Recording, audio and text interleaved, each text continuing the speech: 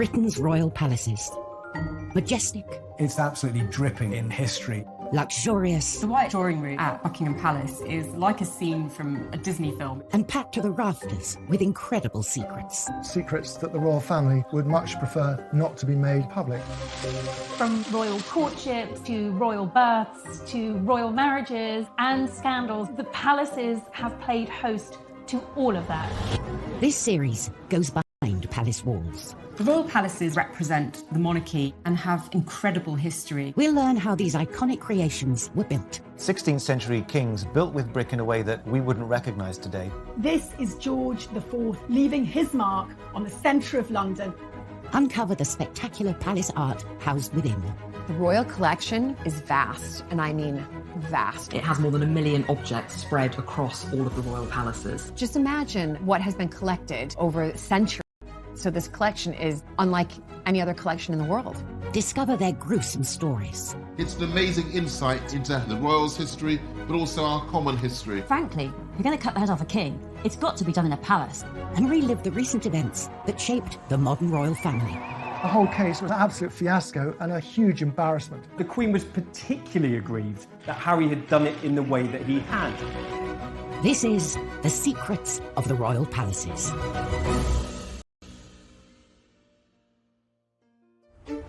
This time, royal security under the spotlight as the Queen gets locked out of her own palace. Nelson's Gate wouldn't open, and the Queen was actually kind of locked out of her own house. One of our most loved royals is revealed to the world at Balmoral. The impact of these pictures was massive. They went around the world. We explore the blueprints for the most famous royal palace in the world. Every one of those rooms is a glitzy show-off piece. And discover it has unwanted house guests. Buckingham Palace has definitely got a rat problem. And we reveal the secrets of one of its historic royal coaches. The coach isn't just a way of getting the Queen from A to B, it's a time capsule of British history across the ages.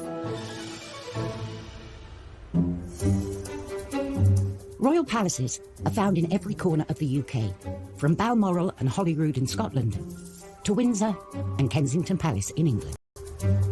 There's no doubt that the royal residences are unrivaled, I think, around the world. You know, you have centuries of tradition, priceless artefacts, really important pieces of British heritage on display, and I think we're very lucky to have them. And the history and heritage continue inside the palaces as well, as they also house thousands of priceless treasures. The largest collection of art and furniture and beautiful treasures in the whole world. It's really effectively all of these things that have been collected by monarchs over the years. So therefore it's a brilliant collection that reflects our nation's evolution and historical significance. The Royal Collection tells us amazing things about the last 500 years of British and world history. But at Kensington Palace, one of the most historically important artefacts is hidden in plain sight. The weather vane sits on top of Kensington Palace. Built in 1605, the palace is one of the country's most popular visitor attractions, with over 500,000 people a year walking through these gilded gates. I think most people who come to Kensington Palace are hoping to spot a royal. Sitting on the roof, this weather vane is one of the palace's most incredible secrets, a beautiful golden object nestled between the royal chimney pots. When you approach Kensington Palace, if you look up on the rooftops, you might just make out the glitter of a weather vane, but there is more than meets the eye to this thing. In 1689, the new monarch, William III, and his wife Mary, picked Kensington Palace as their home.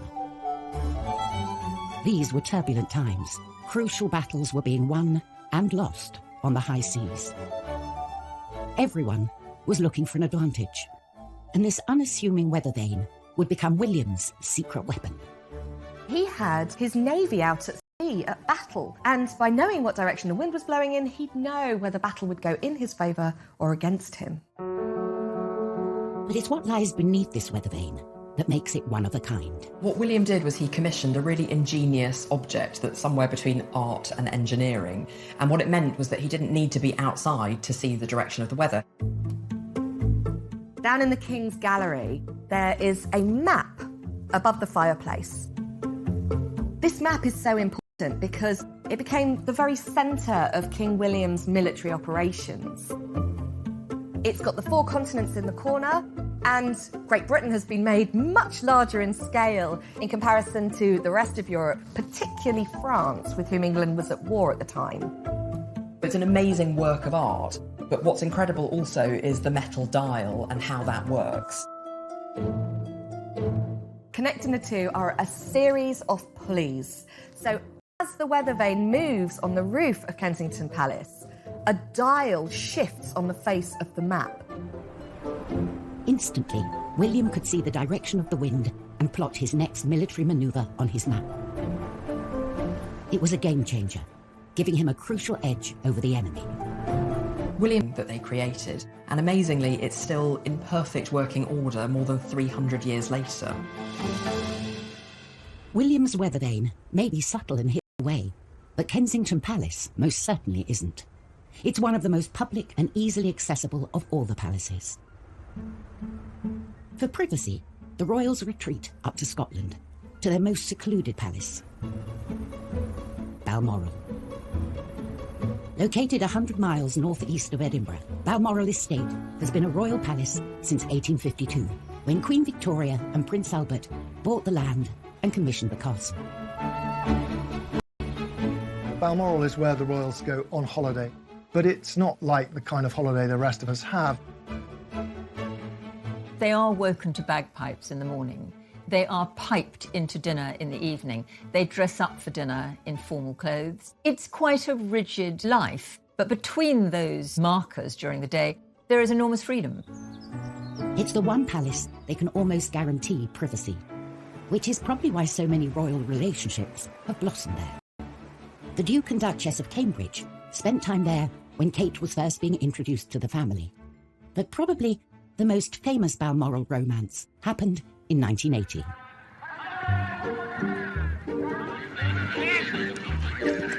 Prince Charles was getting a bit of a reputation as a man about town and was showing no signs of settling down. The first duty of the Prince of Wales was to find a wife, produce heirs to the throne, because that is their number one priority, securing the line of succession. After a series of failed relationships, pressure was mounting from within his family for him to find a suitable match. He was over 30. He had had a string of girlfriends. His father felt that it really was important that he needed to settle down, stop being a playboy, stop playing the field, and find a wife. And the press was also getting restless, going into a feeding frenzy whenever Charles was seen out with a lady. There was a lot of speculation, poor fellow, whenever he was seen with anybody, is she the one? He did feel pressure, there's no question, from the press, from the media, and indeed from his own family. Then, in September 1980, Prince Charles asked the Queen to invite his latest girlfriend, one Diana Spencer, to Balmoral for the weekend. A positive sign that this relationship was important to him.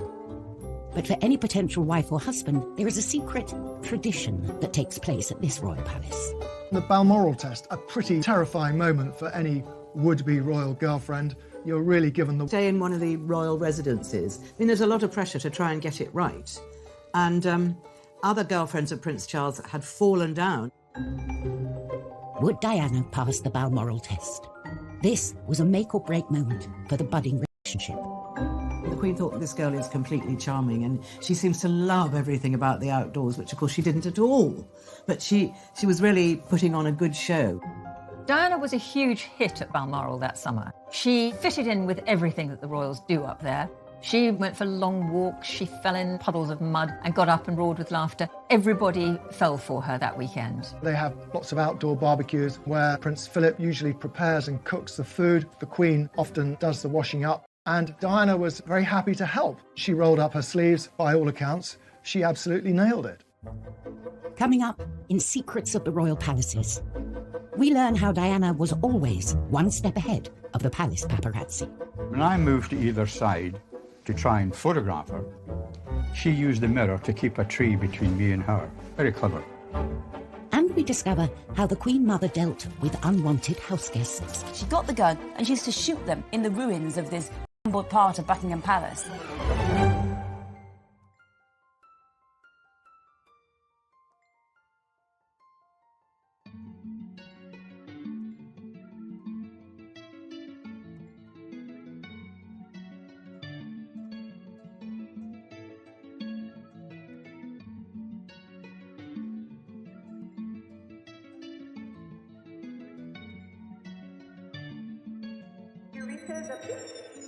Oh my god.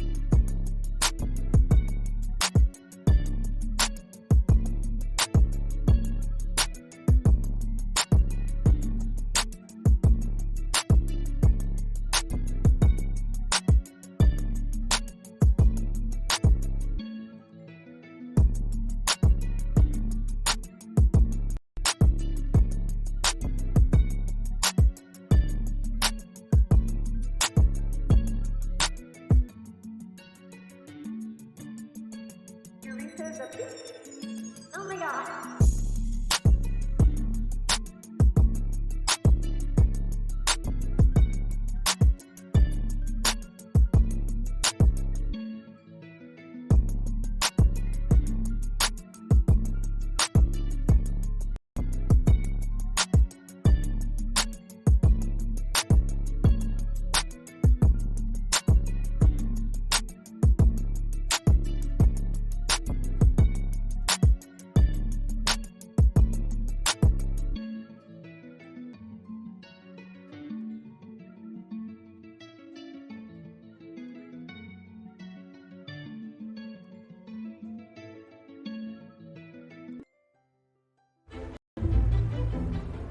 The royal palaces come in all shapes and sizes.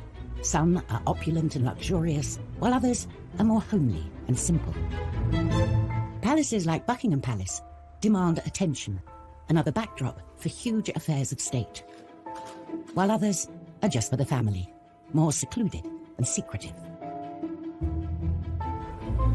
In September 1980, one palace, Balmoral, was hiding a secret within its 50,000 acres. A secret that, when it got out, was going to change the royal family forever. The royal family have an annual holiday at Balmoral. It is one of the high spots of their year, and they are very private there. The press normally leave them alone for quite a lot of the time when they're at Balmoral. But this year, they were joined by Prince Charles's girlfriend, Diana Spencer. She had already passed the royals' Balmoral test and got the family blessing. But now, she faced the toughest test of all. How would she deal with the press? The press knew that there was someone around, but they couldn't quite identify which of the glamorous, bright young things who were sort of fluttering around Charles was the latest girlfriend was. So they kind of got away with it for a bit. Photographer Ken Lennox was a regular visitor to Balmoral, taking pictures of the royals on the moors and around the estate. I arrived early because Prince Charles would often do a spot of fishing in the River Dee. As I walked from the car towards the river, I saw that there was a young girl there, blonde, quite close to Prince Charles. The girl saw me and left Prince Charles and went into some giant fir trees. The next thing I saw, a compact mirror coming out from behind a tree. She turned her back to them, and I think she held up a mirror so she could see them, and they saw the mirror glinting. In her life, Diana proved herself savvy. She deliberately didn't want to be photographed. She used that mirror as she walked away, and when I moved to either side to try and photograph her, she used the mirror to keep a tree between me and her. Very clever. I think there's a very good argument for saying that the way she behaved that morning on the riverbank did display an early sign of her unique savviness when it came to spotting a camera and the activities of the press. It must have been dawning on Diana now what she was letting herself in for. Keen to capture this newcomer, Ken returned to the riverbank in the afternoon. A Range Rover arrived, and I saw the girl again. And this time, she turned and looked at me. She turned and looked right into the lens. I took a photograph, through some snow, and she turned her head away and went into the fishing hut.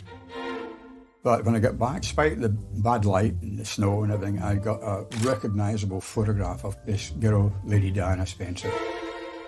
Ken didn't know it then, but he had just captured the first evidence of a relationship between Prince Charles and his future wife. I didn't think of romance at all at that stage. It was when one of the royal retinue said to me, "I hear you photographed young Diana Spencer." I said, "Yes, I did." And he said, "Don't dismiss it, Ken," which indicated that he thought there was more to come and that it wasn't just a weekend thing.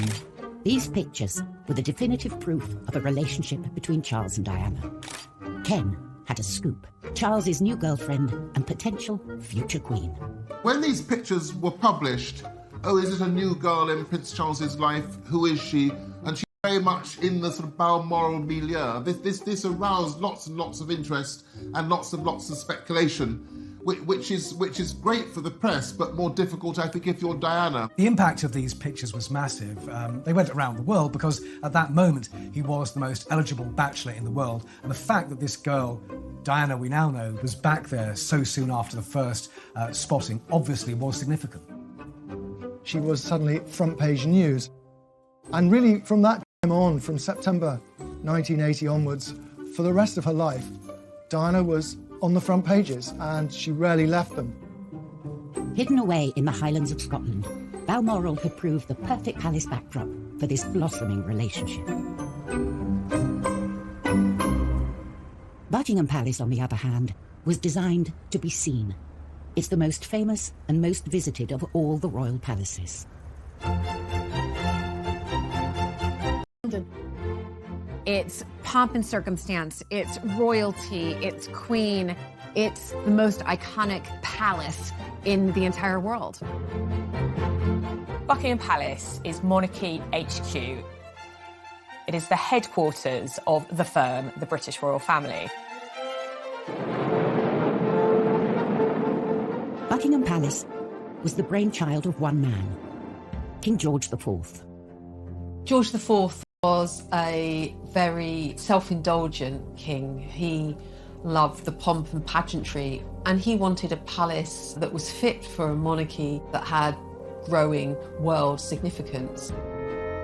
When George IV came to the throne in 1820, Royal HQ was St. James's Palace. In his eyes, it was old-fashioned and cramped. So he set his sights on a royal building 2 miles down the road, Buckingham House. George felt it was a building he could transform into a palace worthy of someone of his status. This was transformative. It was entirely new. He wanted to recast Buckingham House into a building on a European scale. And there was only one architect who could execute George's grand ambitions to build the ultimate palace: John Nash. He'd already built some of the most spectacular buildings Britain had ever seen, including the Theatre Royal Haymarket and Brighton's Royal Pavilion. George IV, the showman, always wanted to show off, and Nash was the man to do it for him. Nash had turned the middle of London into a theatrical promenade. He was ingenious. Nash set about transforming Buckingham House into George's vision of a royal palace, doubling the main block in size and massively enlarging the rest. This is George IV leaving his mark on the centre of London. But only part of Nash's exterior remains today, and it is only seen by a privileged few. For those lucky few invited to a garden party, say, there is an opportunity to see the rear elevations. Yellowy sandstone sloping down to lawns, and beyond them gardens a lake.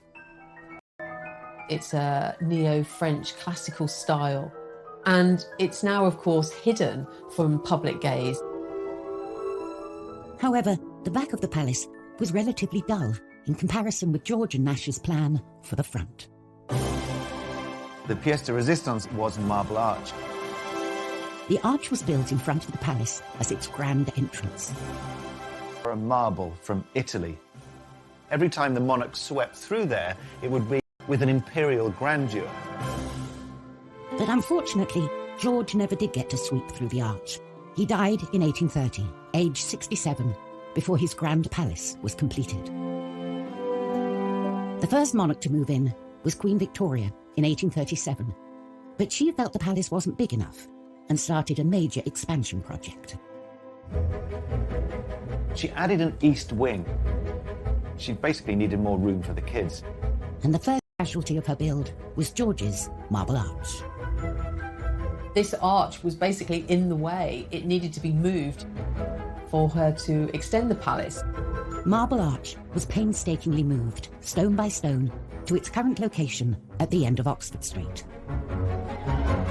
Marble Arch used to be the entrance to Buckingham Palace. Now it's sort of in a busy roundabout. It must have been something of a heartbreaker of a job to dismantle something and then rebuild it for no purpose.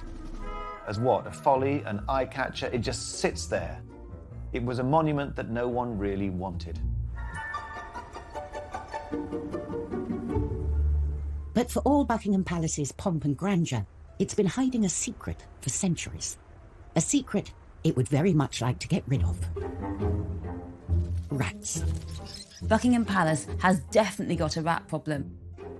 When Queen Victoria moved to Buckingham Palace, Queen, she was shocked by how many rats there were. The rats treated Buckingham Palace like their own personal playground, and when Victoria moved in, she tried to put a stop to it, and really it ended up being a bit of a battle. It got so bad that Victoria had to appoint her own rat catcher. And this was Jack Black, whose title was VR, Rat and Mole Catcher to Her Majesty. And he really was the rat whisperer. I think that Victoria really hoped that he would exterminate the rats for good, but I'm afraid he didn't. The rats continued to plague Buckingham Palace throughout the reigns of all the monarchs. And in World War II, the Queen Mother used to use the rats as target practice. So she had a gun and she was practicing for what to do in case Hitler invaded and she was kidnapped. So she was using these rats for target practice. She got the gun and she used to shoot them in the ruins of this crumbled part of Buckingham Palace. So the rats have always been a problem throughout all of Buckingham Palace. As recently as 2019, exterminators were called in because rats were seen tearing through the royal kitchens.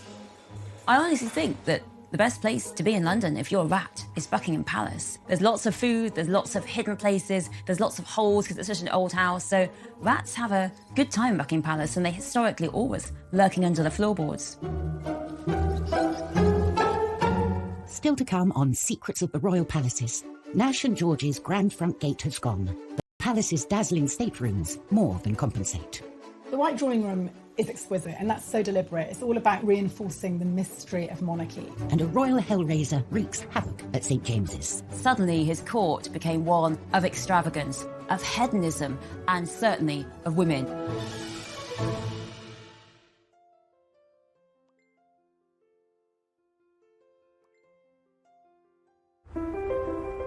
The British royal palaces are as individual as the monarchs they house. For good or ill, these palaces were lived in by the people that were ruling over us going back over 1,000 years. So they're an insight into the history of the country, into the archaeology, into the domestic practices, and it's incredible insight into everybody's history. The palaces can change as often as the monarchs, falling in and out of favour, being bought, sold, demolished, or extended. But some extensions are more famous than others. When you think of Buckingham Palace, you actually think of the balcony. Ask anybody across the world, and the landmark they want to go see the most when they come and visit is the infamous balcony. For over a century, it's been the focal point for our national celebrations. It is the place where the royal family and the people connect. Walking out there and seeing the crowds of people cheering must be overwhelming. This stone platform has become the place where we welcome new monarchs and celebrate royal marriages. On this balcony, some traditions have been shaped by popular demand. Prince George of Kent and Princess Marina became the first royals to wave to the crowds in 1934. And in 1981, Prince Charles and Princess Diana bowed to the crowd cheers and became the first newlyweds to kiss on the balcony. A tradition that continues today.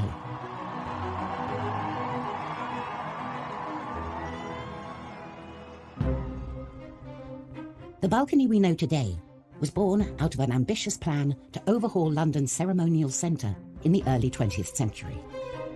Architect Aston Webb not only gave the palace a new front of Portland stone, but also widened the mall and created Admiralty Arch.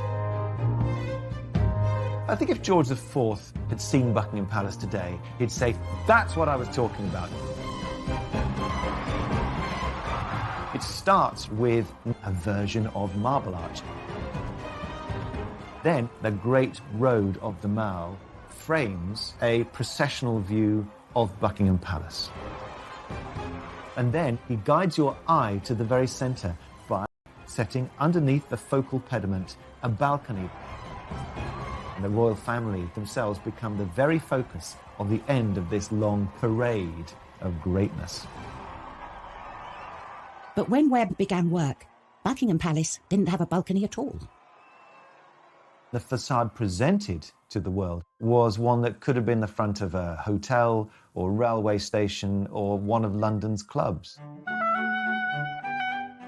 To transform Buckingham Palace into a more suitable seat of power, Webb naturally turned to Stockport.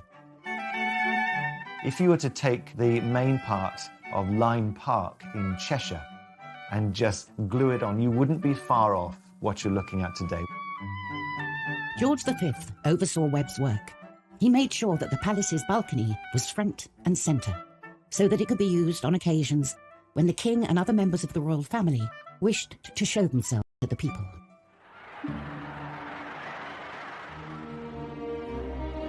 Just months after the building was completed, World War I broke out, and the crowds gathered to seek reassurance from the king. But perhaps the balcony's most defining moment came on VE Day in 1945. They talked of it being draped in crimson and fringed in gold, across the sort of grey slash that is the frontage of Buck Pal. There is this kind of extraordinary flicker of hope and majesty around which everyone could gather and cheer and say hallelujah because the war was over. It gives a focal point, if you like, for national emotion. Millions watch the royal family standing on the palace's balcony, unaware it's a copy of a Stockport stately home. But not all monarchs use their palaces to celebrate moments of national pride. Back in the 17th century, in particular, hell-raising Earl used St. James's Palace to throw bashes that threatened to ruin the reputation of his king, Charles II. Charles had a group of male friends, which was perhaps the most shocking group of male friends you could possibly imagine, and they were called the Merry Gang. His court became one of extravagance, of hedonism, and certainly of women. The head of this lot was John Wilmot, 2nd Earl of Rochester, who we know now through what are the rudest poems in the canon of English literature you will ever find. I mean, there aren't many about trees and flowers, frankly, that everyone did go too far. And what he did was he wrote this poem called A Satire on Charles II, and it was savage. It savaged the king, it savaged the court, and it was so disdainful. And this is the worst line for me. Rochester said of the king, "Restless he rolls about, from whore to whore, a merry monarch, scandalous and poor." So Rochester really was never again the king's friend. This poem marks the final break. That was the end of Rochester as being part of the king's court, until his death, finally, fittingly, of syphilis in 1680.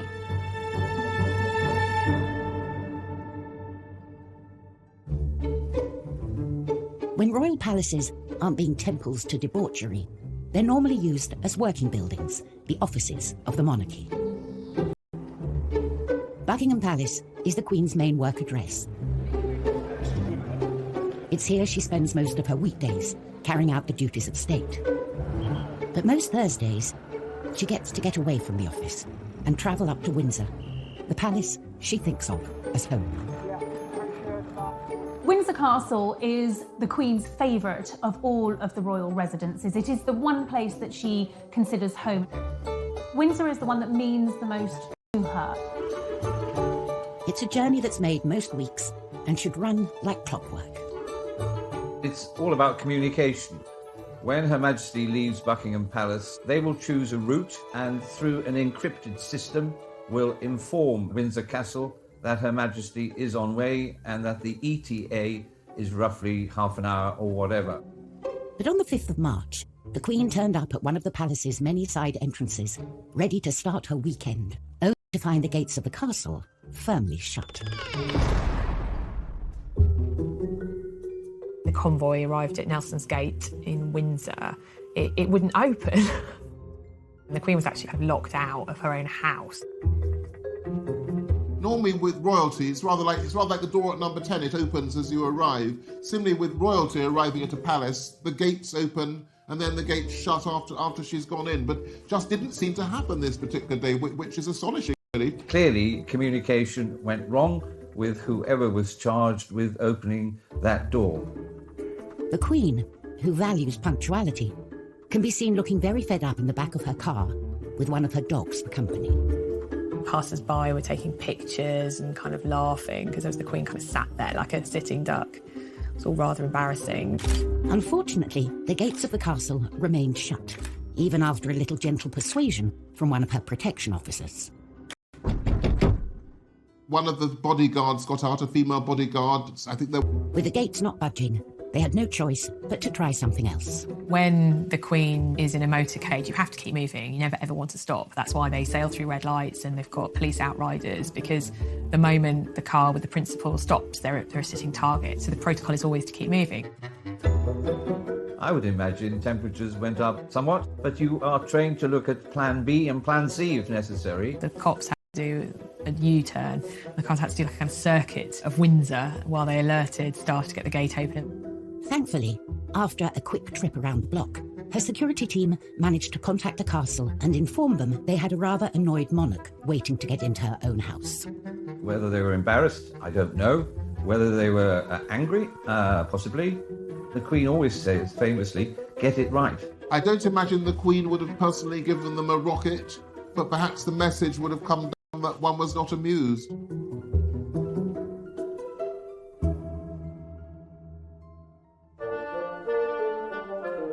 The royal palaces house an extraordinary range of art and design objects, and some are as practical as they are beautiful. None more so than the Queen's collection of carriages, a vital and iconic part of any royal celebration.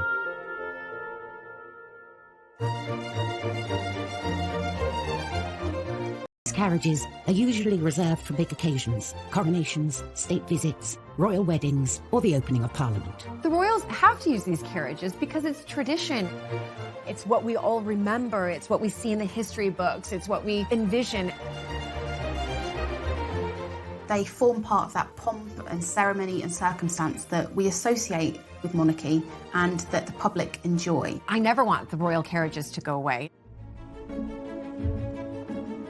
There are more than 100 coaches in the royal collection, and the most important carriages are held here, at Buckingham Palace's Royal Mews.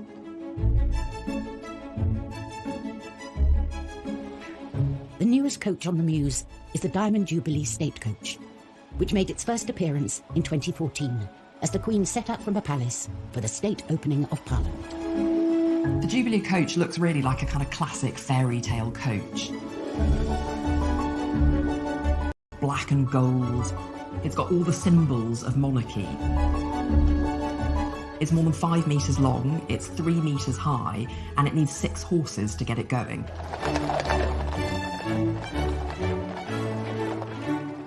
And of course, the perfectly clean and large windows allow her subjects a glimpse of the monarch as she passes by. We can see them much better. If they were in a car, it's faster. There's not as many sort of... And due to a secret 360-degree camera hidden in the golden crown on the top of the coach, the Queen gets to peek out at her subjects as they peek in. Coming up on Secrets of the Royal Palaces, we reveal the secrets hidden inside the Queen's most luxurious carriage. You can see immediately that something special is going on. And in our final tour of Buckingham Palace, we take you into the heart of the incredible staterooms, dripping with gold, and a hidden passageway.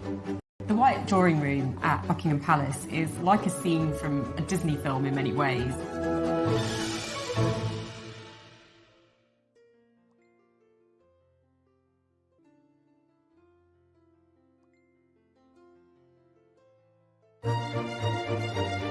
Which is on the Mews at Buckingham Palace, had its first public outing in 2014. The coach, made in Australia, was originally designed for the Queen's 80th birthday in 2006. The coachmaker was a man called Jim Frecklington, and I think it's fair to say he was an obsessive. He had actually already designed a coach for the Queen. That was the Australian state coach that was gifted to her in 1988. But with this, he wanted to do something even more extraordinary. Frecklington wanted the coach to be history personified and packed with historic artefacts. You can see immediately when you look inside the coach that something special is going on. It's got this incredible patchwork of different small wooden panels. There's a piece of Canterbury Cathedral, there's a piece of Carnarvon Castle, there's something from 10 Downing Street, you've got something from Henry VIII's flagship, the Mary Rose, there's even something from the apple tree that Isaac Newton sat under. The handrails are a very personal touch for the Queen because they come from the decommissioned royal yacht Britannia. The coach isn't just a way of getting the Queen from A to B. It's a museum on wheels. It's a time capsule of British history across the ages. All in all, it took nearly a decade and the combined efforts of 50 craftsmen to complete the coach and ship it to the UK, missing the Queen's 80th birthday by 8 years. But the final result is truly extraordinary. Ultimately, it wasn't just made to be this wonderful plaything. It's actually a serious working piece of equipment. So it's very much a working work of art. And with its elegant combination of glamour, history, and modern convenience, it's a coach well worthy of its place in Buckingham Palace's Royal Mews. From a vast expanse of Royal Mall to the imposing 20th century facade of Buckingham Palace, it's all about showing off.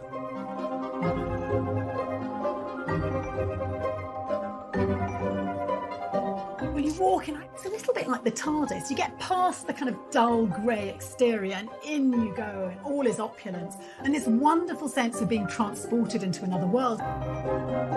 George IV and his architect John Nash transformed what was Buckingham House into this most famous of royal palaces. Guests enter the Grand Hall and make their way through to the Grand Staircase. The Grand Staircase is a double-legged staircase that sweeps up to the first floor apartments. If you look up to this glass ceiling, it's almost like God is shining down on you. And of course, lest we forget, and I'm sure George IV never forgot, royalty, especially, was regarded as God's appointed messenger on earth, the divine right of kings. After the staircase, visitors arrive at a series of state rooms. The sequence of rooms by design in a royal palace are intended to get grander and grander as you get closer and closer to the heart of the monarchy and the private apartments of the monarch. But what's notable here is that they're all splendid. The state rooms contain many great treasures from the royal collection, including the greatest painting and sculptures through the ages, and some of the best English and French furniture in the world. Every one of those rooms is a glitzy show-off piece. The grandest of all the state rooms is the White Drawing Room. The White Drawing Room is exquisite, and that's so deliberate. It's all about reinforcing the mystery of monarchy. The grandest of the staterooms adorned with French and English finest porcelain and furniture. The White Drawing Room at Buckingham Palace is like a scene from a Disney film in many ways. You have these incredible high ceilings, everything decorated in gold, gold piano, enormous chandeliers. You know, it's what you'd imagine the Queen's Palace to look like. This room holds a palace secret. If you look very carefully, there are two mirrors, and one of them is just a chink ajar. And if you ask very nicely, someone might show you that it actually opens slightly. And that is the way that the Queen accesses her private apartments. The Queen enters from her royal closet, and out she pops, there to be presented among the chosen few. So really, Nash did us proud, or rather, did her proud. With no expense spared, Buckingham Palace has been wowing kings, queens, presidents, and the public for hundreds of years. It's the quintessential palace in the heart of London.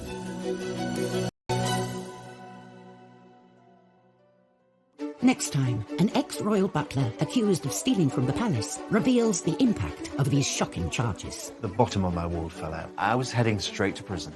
We uncover the secrets of Balmoral, a favourite getaway for generations of royals. This was their patch, where they could do things how they liked. And tensions rise at the palace as President Trump breaks the rules. Trump knew he needed to be on the very best behaviour.